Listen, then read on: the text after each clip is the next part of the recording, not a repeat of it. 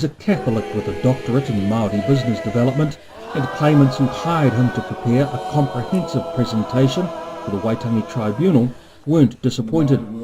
Northland's Te Paparahi o Te Raki Waitangi Tribunal Inquiry at Te Marae is focusing on 7 key issues surrounding the 1835 Declaration of Independence and the 1840 Treaty of Waitangi, with evidence from presenters like Dr. Henare saying there was no doubt the Crown and Māori saw things very differently. My corridor was, rather than ceding sovereignty, they're building a Māori nation. Dr. Henare says the first sign of that nation building was the Northern Chiefs uniting to create the Declaration of Independence, followed by the securing of Te Kara, the flag internationally recognised by several global trading nations of the time. This is the earliest expression we've got of a group of rangatira coming together to elevate mana from mana hapu to mana Māori. And they could only do that when they agreed to work as a kutahitanga or a whakamene. And so this flag, in my mind, is a starting point of some serious new political thinking for Māori. Dr. Henare also revealed New Zealand's first Catholic bishop, Pompelia, told the Pope that it was obvious the Northern Chiefs had global ship trading aspirations even then, and the British were to be mentors, not masters. He talked to them, got an impression of what they were doing, wrote a report back to the Pope in the Vatican, in which he said, according to the Ngapuhi, New Zealand is like a ship which they own. All they've asked the British to do is help sail it. And of course they're using the word kaipuke.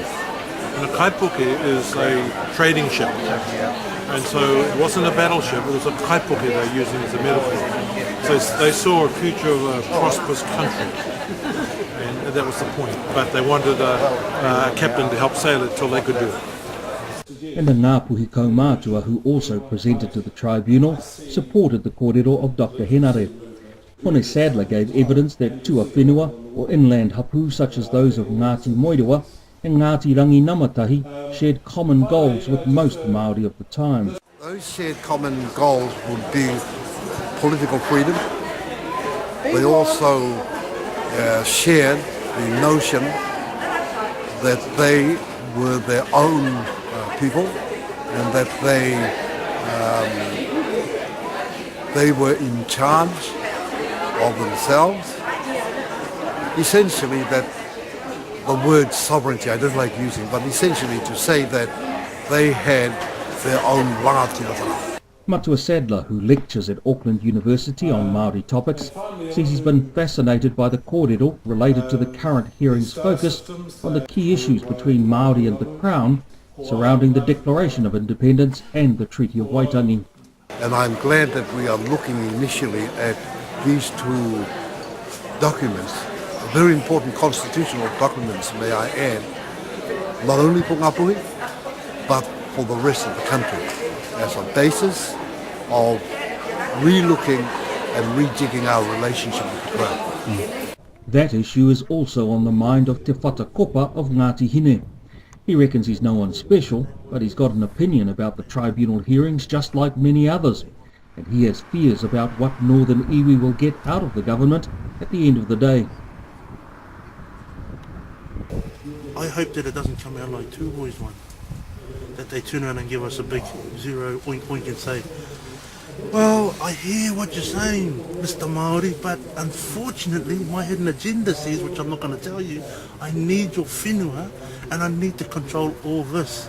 Because if I don't, what future am I going to have for my children? We've been here for 170 years and we're not going to give it up to you just because we know you're right. You don't have a better infrastructure, you don't have a better business plan, so what makes you think, Māori, you're going to do better than us? Te Whata's own tent selling he whakaputanga or declaration clothing and flags is set up right next to the tribunal hearings marquee. He backs the Declaration of Independence as a pathway forward for Māori and reckons his proud Northern Chiefs came up with its kaupapa and vision, even winning over Tainui's paramount rangatira, Te Wherowhero. You had Honheka, Honeheke, you had Rewi, you had Kiwi, you had Maitipuna, Kawiti, And you even had Kōtatau Te Whenowheno. They all signed it, 52 chiefs. But the day belonged to the academic, whose evidence, while it will find a home in tribunal archives, will also become key reference material for Ngapuhi and all northern iwi from now on. The tribunal hearings continue at Te Marae all this week.